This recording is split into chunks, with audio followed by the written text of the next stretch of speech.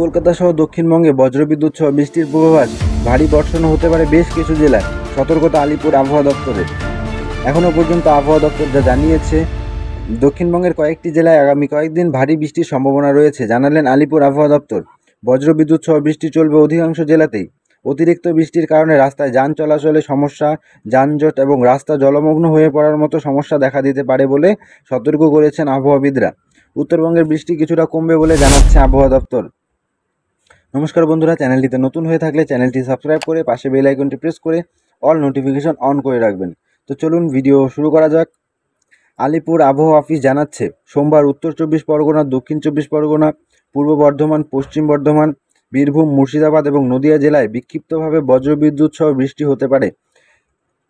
বিক্ষিপ্তভাবে বৃষ্টির সম্ভাবনা দক্ষিণবঙ্গের সব জেলাতেই রয়েছে। মঙ্গলবার তালিকায় রয়েছে কলকাতাও। বুধবার থেকে কয়েকটি জেলায় বৃষ্টি আরও বাড়তে পারে। সোমবার 12ই আগস্ট কলকাতা, পশ্চিমবঙ্গ সর্বাধিক তাপমাত্রা 32 ডিগ্রি সেলসিয়াস। বুধবার ভারী বৃষ্টির সম্ভাবনা রয়েছে হুগলি, উত্তর চব্বিশ পরগনা, দক্ষিণ চব্বিশ পরগনা, পূর্ব মেদিনীপুর, পূর্ব বর্ধমান, পশ্চিম বর্ধমান ইত্যাদি জেলায়। ভারী বৃষ্টি হতে পারে বৃহস্পতিবারেও। সেদিন হুগলি, পূর্ব বর্ধমান, পশ্চিম বর্ধমান ছাড়াও ভারী বৃষ্টি হতে পারে বীরভূম এবং নদিয়া জেলায়। এছাড়া দক্ষিণবঙ্গের সব জেলাতেই হালকা থেকে মাঝারি বৃষ্টি চলবে বলে জানানো হয়েছে আবহাওয়া দপ্তর। তবে আর কোথাও সতর্কতা জারি করা হয়নি। উত্তরবঙ্গে বৃষ্টির সম্ভাবনা তুলনামূলক কম।